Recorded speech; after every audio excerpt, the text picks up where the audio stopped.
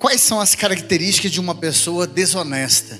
Porque a honestidade é uma das características principais, mais agradáveis aos olhos de Deus. E por favor, não deixe ninguém conversar com você agora.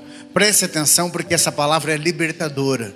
Eu vou perguntar, não precisa me responder, mas você se considera uma pessoa honesta em relação ao próximo, em relação a Deus? Hein? Você tem a consciência de que você é uma pessoa honesta? Você é uma pessoa transparente? Você é uma pessoa ao qual a gente pode confiar? Porque a característica é essa: uma pessoa honesta é uma pessoa de um caráter elevado, ou seja, uma pessoa de bom caráter, é uma pessoa honrada, digna de princípios, é uma pessoa que em hipótese alguma seria capaz de trapacear alguém. É uma pessoa que a gente de fato pode confiar. Agora, uma pessoa desonesta, já ao contrário, é capaz de enganar, ludibriar, falsificar. Quase sempre é uma pessoa ingrata, é capaz de tudo para tirar vantagem de algo, que não demonstra honestidade no seu modo de agir, no seu modo de proceder. Ou seja, o seu modo de agir é desonesto. Você enxerga de longe uma pessoa que não é honesta. Talvez em maior ou menor grau. Mas eu gostaria que você fizesse aqui um olhar para você mesmo. Olhe para o seu passado, para o seu presente e tente tirar proveito dessa palavra. Como o ar que a gente respira, a desonestidade está presente no mundo hoje. A gente se esbarra com pessoas desonestas o tempo todo. Você passa numa velocidade acima, num posto policial, só para dar um exemplo. O policial vem e ali começa um bate-papo e você conversa vai, conversa vem, sabe que está às vezes até com o PVA vencido, você não está com o carro em dia, e aí você aceita ou você começa a manipular às vezes aquele policial para tentar tirar uma vantagem financeira. Tanto aquele que suborna como aquele que é cúmplice, porque aquele que aceita o suborno são pessoas desonestas. Um troco errado que te deram, guardou no bolso e talvez até contou vantagem, porque o desonesto até conta vantagem da sua desonestidade.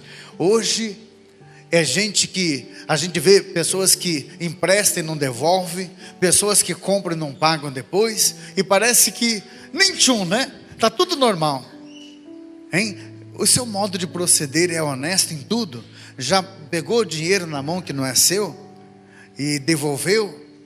Ou às vezes até mesmo aquelas coisas até que a gente julga ser insignificante. Esses tempos eu estava atendendo confissão, e um pouco antes das confissões eu procurei preparar as pessoas e falei um pouco sobre a questão da honestidade. E eu dizia, talvez até aquela capelinha que passou na sua casa, você era criança, mas já sabia o que era certo ou errado, tirou uma moedinha dali, uma moeda sagrada, de tirar dinheiro sagrado. Isso atrai até maldição para a sua vida, e você fez isso. Às vezes lá na carteira da mãe e do pai, pegou um dinheirinho que não era seu. Essas coisas a gente precisa confessar. Tem gente que já fez tantas coisas desonestas e nem peso de consciência tem. Sabe o que diz os espiritualistas? Que a fonte da desonestidade, a causa principal, presta atenção no que eu vou dizer, a causa principal da desonestidade está na falta de temor a Deus. É a falta de peso de consciência. Não pesa. A pessoa é capaz de errar, é capaz de pisar nos outros para se sobressair, e ela dorme a noite toda. Ela não perde o sono, não. Feliz daquele que na quaresma ele vem para a confissão e sofre. Eu vejo que tem gente que está sofrendo com o pecado. É porque ele tem peso de consciência, tem temor. Graças a Deus, filho. Graças a Deus. Nós tivemos essa semana confissão aqui na paróquia. E olha que veio muita gente para confessar. Mas eu não sei se dava aqui 20% das pessoas que frequentam a paróquia. Não sei se dava 1% dos católicos que nós temos no nosso território paroquial. O que está faltando para esse povo? Será se não é peso de consciência? Se não é temor a Deus? E o que é temer a Deus, padre? Temer significa ter medo? Significa ter medo do juízo final, de ir para o inferno? Não tem nada a ver. Temer significa respeitar. É dar autoridade sobre alguém, sobre nós. A gente deve temer até mesmo os mais velhos, o pai e a mãe, né? Você dá autoridade para os teus pais e chegar junto, às vezes te corrigir, isso é temor. E eu vou chegar lá porque nós vamos fazer uma análise dos mandamentos para saber até que ponto que nós somos honestos diante de Deus. Mas para dizer assim, que quando falta o peso de consciência, está faltando temor aqui. E quando falta temor, há um perigo muito grande de a gente cair no engano. A gente, às vezes, até mesmo procurar trapacear as pessoas. Meu Deus do céu, a falta de temor tem levado as pessoas ao roubo, à mentira, à traição. Fez um voto de fidelidade com Deus, voltou atrás. Voltou atrás por quê? E dá a impressão que está tudo bem, né? É igual a novela, que há separação e parece que no final da novela, toda aquela bagunça de separação é sempre o final feliz, né? E olha, cuidado, viu? Porque talvez você é tão desonesto que você jurou amor e fidelidade nos pés do altar, hoje voltou atrás desse compromisso de fidelidade, não tem nem peso de consciência. O importante é ser feliz. Vamos aproveitar. Cuidado, filho. A desonestidade gera consequências terríveis. Vai olhar na Bíblia para você ver as pessoas desonestas, o quanto sofreram, o quanto. E da onde vem a desonestidade? Se a gente for ver, o primeiro desonesto que nós encontramos na Sagrada Escritura foi o próprio demônio, o próprio Satanás. A pessoa, quando ela é pecadora, pode ser o pecado que for. Tem gente que vem confessar pecado com o padre. Eu confesso para vocês que às vezes pessoas vêm contar de pecados que é de arrepiar. Mas se ela vem, ela é digna de confiança. Uma vez até uma pessoa chegou para mim e disse: padre, me desculpe perguntar, eu sei que o senhor trabalha com dependente químico, o senhor não tem medo, padre, de trabalhar com dependente químico? Eu disse: não. Sabe de quem é que eu tenho medo? Daquelas pessoas que assim são bem aparentáveis, às vezes um crucifixo grande, uma estampa de Jesus, aquelas pessoas piedosas mesmo, aqueles que vêm arrumar benção, padre. Aquelas pessoas assim que a gente vê rezando. Como assim, padre? São essas pessoas que às vezes são perigosas, porque são pessoas que às vezes não procuram o padre por uma confissão, não se abrem para uma direção espiritual. São pessoas que a gente enxerga só a carcaça. Aquele ditado que diz: por fora fitas de renda, mas por dentro, será que não é Deus me defenda? Eu tenho mais medo de pessoas assim, porque a pessoa às vezes tem um passado terrível. Quem tem que passar vergonha com os nossos pecados é o próprio demônio, é Satanás que nos leva às vezes a pecar. Agora a pessoa desonesta, ela nem busca confissão, ela nem peso de consciência ela tem. São pessoas perigosas. Uma pessoa desonesta, filha, hein, filho? É uma pessoa que você não pode confiar nunca, você nem conhece. Não se engana, viu? Um livro a gente não pode comprar só por causa da capa. Às vezes lá dentro é uma tristeza. Então, diz os espiritualistas que a presença do Espírito Santo de Deus em nós, olha que lindo isso, é a presença do Espírito Santo de Deus que nos traz o temor. Porque é o Espírito Santo de Deus que nos traz o temor, e é o temor que nos impede de cometer o pecado. É o temor a Deus que nos impede de errar. Agora, quando falta temor, a gente erra sem peso de consciência. Então, a base para a desonestidade é a falta de temor. Eu não vou perguntar se você é uma pessoa temente a Deus, ou se você até já perdeu o temor, porque será se você já não se acostumou com algum pecado? Fazendo um levantamento aqui através dos 10 mandamentos da lei de Deus, a gente consegue perceber o grau de honestidade que nós temos para com as pessoas e para com Deus. Amar a Deus sobre todas as coisas e ao próximo como a nós mesmos, a lei que Jesus resume. Amar a Deus sobre todas as coisas é a primeira lei dos 10 mandamentos do decálogo. Dos 10 mandamentos, amar a Deus sobre todas as coisas. O desonesto, ele não reconhece o amor de Deus. A pessoa desonesta, ela deixa Deus sempre em segundo e em terceiro plano. Olha aqui para mim, filho. Amar a Deus sobre todas as coisas. Tem certeza? Tem certeza que isso tem acontecido na tua vida? Sobre tudo, sobre todas as coisas? Posso mexer aqui num ponto fraco que tem gente que já vai entortar o beicinho e vai dizer, e lá vem ele. Posso falar aqui de uma parte frágil? Porque segundo a teologia, o amor é o resultado do reconhecimento mais o investimento. Não adianta você dizer que ama alguém se você não investe naquela pessoa. Pai e mãe que diz que ama o filho e não investe no filho para que o filho seja alguém no futuro, é amor de mula, né? Hein? Se você diz que ama sua esposa, hein, maridão? Diz que ama a esposa, mas não compra uma sandália nova para coitado, não deixa ela trabalhar. Que amor é esse? Diz que ama a mãe, reconhece, fala de quem você quiser, mas não fala da minha mãe. Tem gente que diz assim. Quando é que você fez uma compra para tua mãe e levou uma comprinha nova para ela lá? E diz, mãe, fiz uma compra para a senhora. Tem filhos que são ricos, tem filhos bem de vida aí, e os pais moram naquele casebre miserável. E os filhos, amor, né?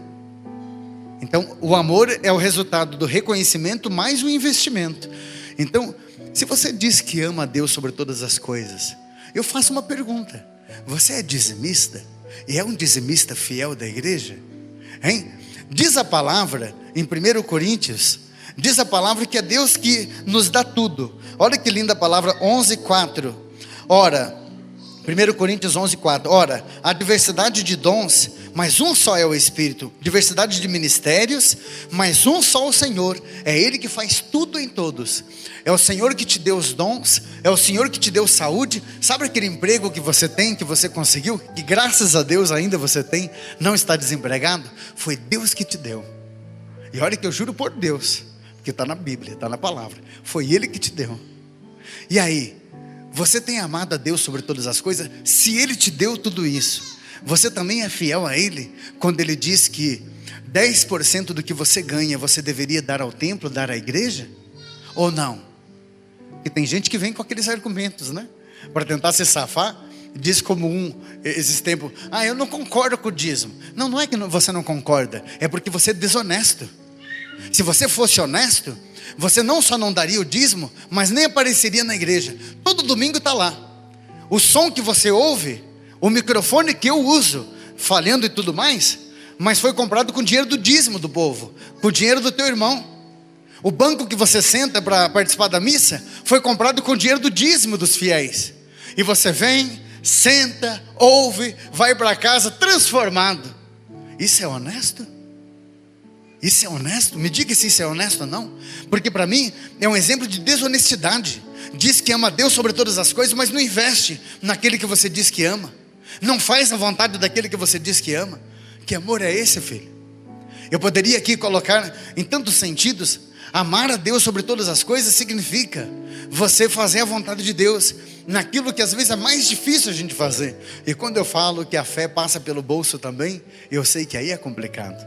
Porque a gente pode até dizer que ama, mas quando chega na hora do investimento, cuidado, viu? Você pode até dizer, padre, eu não concordo que esses padres para mim são tudo bando de ladrão, esses pastores. E a Bíblia diz que ladrão é quem não dá o dízimo. Está lá em Malaquias, capítulo 3, veja lá o que diz: quem não dá o dízimo, rouba do Senhor. Se você acha que eu sou ladrão, e a Bíblia diz que você é ladrão, somos companheiros, somos amigos, ladrão por ladrão, estamos juntos nessa. Diz a palavra de Deus diz assim: como maldição sois amaldiçoados. Presta atenção no que diz a palavra. Como maldição sois amaldiçoados, porque a mim me roubais. Sim, toda nação. Trazei integralmente o dízimo no tesouro do templo, para que haja alimento em minha casa, diz o Senhor. E verás se eu não abro o reservatório do céu para te abençoar. Malaquias 3:9. Você tem sido honesto com Deus? Você é um homem honesto? É uma mulher honesta? E olha que ser honesto significa ser uma pessoa de bom caráter, né? Você tem bom caráter ou é uma pessoa de mau caráter? Hein? Você é uma pessoa que se pode confiar? Deus pode confiar em você, filho, para que a evangelização possa continuar? Eu espero que essa palavra não seja só para ferir, não, porque a palavra é transformadora. Que essa palavra seja para motivar, que essa palavra seja para você sair daqui dizendo: nem que eu coma o pão que aquilo amassou, mas eu vou ser honesto com Deus. Eu quero fazer a vontade de Deus na minha vida. Louvado seja Deus por isso. Não tomar o nome de Deus em vão é o segundo mandamento. O desonesto, ele é capaz de usar e abusar do nome de Deus. Às vezes até para justificar o pecado, ele é capaz de dar citação bíblica. Já vi até isso. A pessoa está lá com cigarrinho na boca. Aí diz, está escrito, com capítulo e versículo, está escrito que o que é errado é o que sai da boca, não o que entra. Oh, miserável. Não tome o nome de Deus em vão. Lava essa boca com que boa, viu? Para tirar o bafo do cigarro e para não usar o nome de Deus em vão. Porque a gente distorce a Bíblia. Tem essas pequenas igrejas e grandes negócios que a gente vê por aí. Essas igrejas que se usa da Bíblia, da palavra de Deus, para manipular pessoas. Tem tantas igrejas sérias. Eu não vou dizer aqui que é só a igreja católica que vai levar a gente para o céu, que seria um absurdo dizer isso. Não é a igreja que salva, é a palavra, é Jesus. E Jesus está presente em tantas denominações religiosas. Mas quando uma pessoa usa da Bíblia, da palavra de Deus, para tentar encabelar, para tentar se justificar, é tomar o nome de Deus em vão. Isso é desonestidade. Seja honesto com Deus, filho. Se você não consegue ser com as pessoas, eu vou dizer uma coisa para você: com Deus a gente não pode brincar, senão a gente vai pagar caro depois, hein? Com Deus a gente não pode brincar. Olha o que diz aqui o terceiro mandamento da lei de Deus: guardar domingos e dias de festas, guardar o dia do Senhor. Uma pessoa que não vem para a missa todo domingo é honesta com Deus? Hein? Você conhece alguém assim? Que é um pé de guerra quando convida para vir para a igreja, e depois ele está lá pedindo graça, pedindo bênção. Se você não é fiel com Deus, quer que Deus seja fiel com você? Hein, filho? Se você não consegue ser honesto com Deus, se Ele pede para você guardar os dias de festas, guardar o dia do Senhor, e nós sabemos como cristão que o dia do Senhor é o domingo. Participar da missa não é só um favor que você faz para Deus. Deus nem precisa desse favor, hein? Deus não vai ser mais santo com a sua participação na missa. É você que precisa dele. Seja honesto com Deus. Seja honesto, faça aquilo que Deus está pedindo. Quarto mandamento: honrar pai e mãe. Aquele que, em Eclesiástico 3:1 diz assim, que aquele que honra pai e mãe é semelhante àquele que acumula um tesouro no céu. Olha aqui para mim, filho. Eu não sei como que é teu pai e tua mãe, porque talvez não seja flor que se cheire também, mas não importa. O importante é que é teu pai, o importante é que é tua mãe. Se não é por amor a eles, que seja por amor a Deus. Mas honre teu pai, honre a tua mãe. Sabe como é triste uma pessoa que às vezes chega para a gente contando que desonrou o pai com palavras, às vezes até com agressividade física. Sabe, gente, tem pessoas que recebem uma autoridade instituída por Deus. Só o fato do teu pai ter dado a vida para você, o fato da tua mãe ter trazido para você ao mundo, eles já merecem pelo menos que você o honre por ser pai e por ser mãe. Cuidado com isso. Honrar pai e mãe. Às vezes a mãe vai chamar a atenção do filho, vai até dizer para o filho, perguntar para o filho: filho, onde que você estava? O filho estava demorando. Ai, mãe, por favor, não venha, mãe. Não me venha com essa. Quer dizer, às vezes, filhos que desonram os pais com palavras, saem sapateando. Pais, filhos que às vezes tratam melhor os outros lá fora que dentro de casa. Eu já vi isso. Filhos que lá fora, meu Deus do céu, eles são tão simpáticos com todo mundo. E com a mãe? E com o pai? Que a mãe não pode nem fazer um carinho que não me toque. Cuidado com isso. Cuidado, eu não quero me colocar aqui no andor, mas o dia que eu tiver que sepultar minha mãe, eu sei que eu vou ter aquela alegria no coração de dizer: eu fiz tudo o que podia por ela. Inclusive, eu dei orgulho para minha mãe. Um dos dias mais felizes da minha vida foi quando minha mãe segurou na minha mão um dia e chorava. Chorava depois de um retiro que eu preguei para a família. Ela dizia: filho. E eu não conseguia falar: mãe, pelo amor de Deus, fala o que está acontecendo, mãe. A senhora quer confessar? Fala. Ai, filho, eu não consigo nem expressar o tanto de orgulho que eu tenho. Você só me dá orgulho. Como é gostoso ouvir isso, porque tem mãe que é capaz de dizer para o filho: você só me dá decepção, filho. Não é? Só me dá decepção. O outro mandamento é semelhante a esse, viu? Porque é não matar. Hein? Olha aqui, filho, não matar. E tem filho que está matando a mãe aos poucos, hein? Tem filho que está matando a mãe aos poucos, está matando o pai aos poucos, de desgosto. Não matar, diz a palavra nesse mandamento. Quem matar é alguém certamente, e quem matar certamente morrerá. Levítico 24:17, veja na Bíblia. Quem matar certamente morrerá. E não é só matar de dar um tiro, não. É matar de ir matando aos poucos também, que tem gente que faz tempo que não vive, porque tem um lá dentro que está fazendo da vida dele o inferno, e não está nem aí para ninguém, né? Quem usa droga, por exemplo, não está só se matando, está matando a família inteira. Você que não para com essa bebida alcoólica, filho, sempre tem que estar bebendo e depois fica alterado. Essa mulher que, meu Deus do céu, não vive mais. Às vezes você está vendo pessoas que estão entrando na depressão por causa de você. Um dia você vai pagar por isso, viu? Não é ameaça nem praga de padre, é a Bíblia que está dizendo. Se você não deixar viver, um dia você vai morrer também. Não matarás, diz a Bíblia. Você vai dizer que é honesto com Deus fazendo isso com a pessoa que está do teu lado? Você vai dizer que você é honesto com Deus?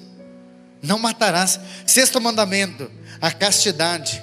Não pecar contra a castidade. Um mandamento conhecido como a lei da castidade, da pureza sexual.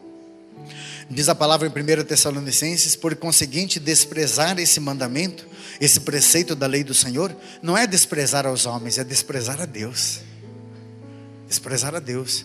Um dia na frente de um altar, para você que casou na igreja, porque quem não casou na igreja é mais desonesto ainda, está só morando junto. Mas para você que casou na igreja, um dia o padre perguntou para você: você jura ser fiel na alegria, na tristeza, na saúde, na doença, até que a morte o separe? E você disse sim. Aquele sim talvez foi esquecido por você, mas Deus nunca mais esqueceu, porque diz a palavra que o nosso Deus é um Deus que guarda a aliança. Ele não se esquece da aliança que faz com o povo. O padre pôs aquela aliança no teu dedo, filho. E agora você, às vezes, qualquer coisinha, aquela ameaça: qualquer coisa vamos separar. Você devia lavar tua boca. Você não pode ficar ameaçando a pessoa que você jurou amor e fidelidade. Qualquer briguinha diz que vai separar. Você foi fiel com Deus ali. Você fez uma aliança com Deus de fidelidade. E olha a castidade. Porque às vezes você está tendo uma relação extraconjugal, ninguém sabe ainda, né? E talvez a casa nem caiu e nem vai cair mesmo. Mas um dia você vai se encontrar com Deus. E Deus vai se lembrar da aliança que você fez, do compromisso. Aqueles que têm um vínculo natural, você levou uma mulher para morar com você, não pense que isso não é casamento. É casamento sim. E diz a igreja que se você está morando com alguém, mesmo que não casou na igreja, você tem a responsabilidade. Veio os filhos também, né? E aí uma pessoa hoje disse para mim: padre, vou me separar. Eu disse: mas é por quê? Padre, eu não sou mais feliz com essa pessoa. Apresentou 1001 motivos. Meia hora de conversa, não falou dos filhos. Não falou dos filhos e os filhos. Pois é, a gente vai ver o que a gente vai fazer ainda. Dava a impressão que estava falando do cachorro. A gente vai ver o que a gente vai fazer ainda. Ô mãe, ô pai, ô esposo, esposa. Quando você tem os filhos, às vezes a gente tem que esquecer até da nossa felicidade para pensar na felicidade dos filhos. A gente tem que se esquecer da gente. Quantas mulheres aí que pode confirmar que você, filha, só não se separou no momento da crise por causa dos filhos. E eu vou dizer que isso é prova de amor. Você é homem que no momento de crise só não se separou por causa dos filhos. Isso é prova de amor, viu? Porque dizer que ama um filho é fácil, né? Você seria capaz de dar a sua vida por amor aos filhos? Sim ou não? Hein? Seria capaz de dar a vida mesmo? Então esqueça um pouco a tua felicidade. Faça a felicidade dos filhos. Isso é dar a vida pelos filhos. Isso é ser honesto. Isso é uma atitude de honestidade, né? Está aqui a castidade, a pureza. A castidade não é só a questão da relação sexual, mas inclui tantas outras coisas. O 7º mandamento: não roubar, né? Sabe que o Papa Francisco fez um livro quando ele era cardeal, Corrupção e Pecado, e ele diz assim: a corrupção é um processo de morte, uma deteriorização, é uma decomposição. Um corpo que está em corrupção é um corpo que entrou em fase de decomposição. Então uma pessoa corrupta é uma pessoa que, aos olhos da fé, é uma pessoa que cheira mal. Aonde tem carniça, tem corrupção. Aonde tem alguma coisa cheirando mal, tem corrupção. Ou do ponto de vista físico, porque já passaram perto de uma carniça para ver? Minha Nossa Senhora, você passa, se tiver alguém do teu lado, você pergunta, quer ir no banheiro ou não? Né? Pensa que é a pessoa que fez alguma coisa, porque algo que está em fase de corrupção, está fedendo. E tem gente que até diz assim, esse negócio está me cheirando mal. E quando alguma coisa está cheirando mal, é que tem corrupção, é que tem desonesto ali, né? Quer uma aula de corrupção? Vai lá no congresso para você ver como que está a coisa, né? Tem até uma piadinha que eu lembrei agora, que diz que foram fazer uma obra, era uma ponte, e trouxeram o americano, o japonês e o brasileiro. Aí diz que eles, para fazer aquela obra, a primeira coisa que pediram é para que eles fizessem uma licitação para ver quem é que ia assumir a obra, né? 3 grandes empresários, um americano, um japonês e um brasileiro. O americano disse, eu faço a obra por 6 mil, 2 mil é pelo material, 2 mil é pela mão de obra e 2 mil para mim, 6 mil. O japonês disse, eu faço por 3. Nossa, 3 mil. Eu faço R$1.000 pelo material, 1.000 pela mão de obra e R$1.000 para mim, né? Até o americano disse, mas olha, a minha é de qualidade, hein? Não, tudo bem, mas eu também vou fazer com qualidade. 6, outro 3. E o brasileiro, eu faço por 9. 9 mil, brasileiro? 9 mil. Mas como assim? Não estou entendendo. Uns faz 6 por 3, não. Porque 3 mil, presta atenção. Falou pro deputado lá que estava articulando as coisas, né? 3 mil é para mim, 3 mil para você, e 3 mil a gente dá para o japonês fazer a obra. Entendeu? O deputado, negócio fechado, tá no projeto. Projeto. Oh, Jesus. A pessoa quando é desonesta, quando é corrupta, é triste, né, gente? Ela sempre quer tirar proveito. Ela sempre quer estar por cima, né? Cuidado, viu? Cuidado, filho, com isso. Porque às vezes a gente também pensa nos outros, e de uma forma às vezes mais leviana, nós também estamos nessa, né? Preste atenção aqui no 8º mandamento. Falso testemunho, não dar falso testemunho. Quer dizer, é a mentira, né? Não mentir, não dar falso testemunho quer dizer não mentir. Quem mente engana a si mesmo e engana os outros. Diz a Bíblia assim em João 8,44, preste atenção. Quando alguém mente, ele está falando daquilo que é próprio do diabo. Quando alguém usa de uma mentira, está falando de algo que é próprio do demônio, porque ele é o pai da mentira. Tem muitas pessoas que eu já vi que não conseguem parar de mentir. Eu não sei se você já percebeu, mas toda doença espiritual, e a mentira é uma doença espiritual, toda doença tende a ir se agravando se você não trata dela, né? Você começa a mentir com umas coisinhas tão simples. De repente você está mentindo com coisas grandes, e de repente você não consegue mais parar de mentir. Ei, está na hora de você procurar uma ajuda, né? Ou Satanás vai levar você para o inferno por causa da mentira. Saiba disso. Porque ele é pai da mentira. Esse negócio de eu não consigo parar de mentir, deixa eu fazer o sinal da cruz, que a coisa está feia, hein? Não consegue parar de mentir? Isso daqui para mim já é quase uma infestação, é quase uma possessão. Tem que tirar o demônio daí.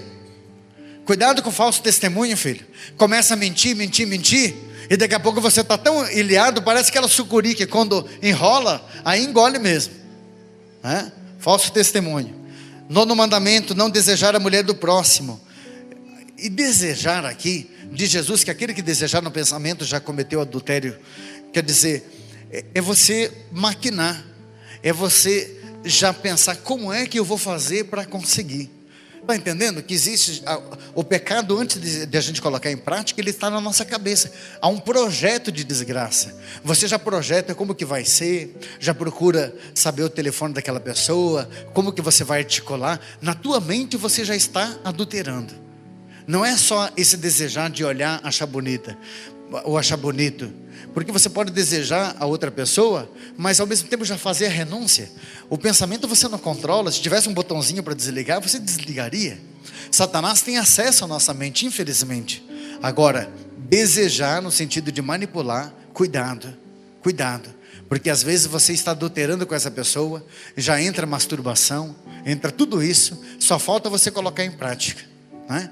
Quer dizer, em pensamento já houve o adultério. E aí, 10º e último mandamento, não desejar as coisas alheias. Quer dizer, Tiago 3,16 diz assim: onde há inveja, há também toda espécie de mal. Porque cobiçar as coisas alheias é ser invejoso, é ser invejosa. A inveja é terrível. Eu não sei se você já comprou alguma coisa e mostrou para alguém, você viu que aquela pessoa não gostou do que você comprou, mas não é porque ela não gostou do material, ela queria ter um também.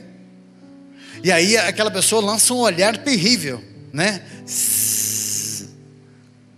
Cuidado, porque às vezes tem invejosos que estão te dando beijinho no rosto e uma vontade de te dar uma facada no bucho, né? São os invejosos. Põe a mão no teu coração, deixa eu orar por você. Eu quero te louvar e te bendizer, Senhor, porque eu sei que essa palavra vem do céu. Tem tanta gente precisando ser mais honesta, mais honesta contigo, Pai. A gente leva a vida às vezes nesse arsenal. A gente leva a vida às vezes nesse emaranhado de pessoas desonestas. Às vezes quando a gente vê, a gente está sendo desonestos também. Ajude, Senhor, esse teu filho, essa tua filha a ser mais honesto contigo. Se ele tem vivido 1 ou 2 mandamentos, mas às vezes 3, 4 mandamentos, ele não está bem. Nos ajude a viver os 10 mandamentos. E sobretudo, o maior de todos, Deus sobre todas as coisas e o próximo como a nós mesmos. Eu te peço, Senhor, que essa bênção permaneça por Cristo nosso Senhor. Amém. Amém.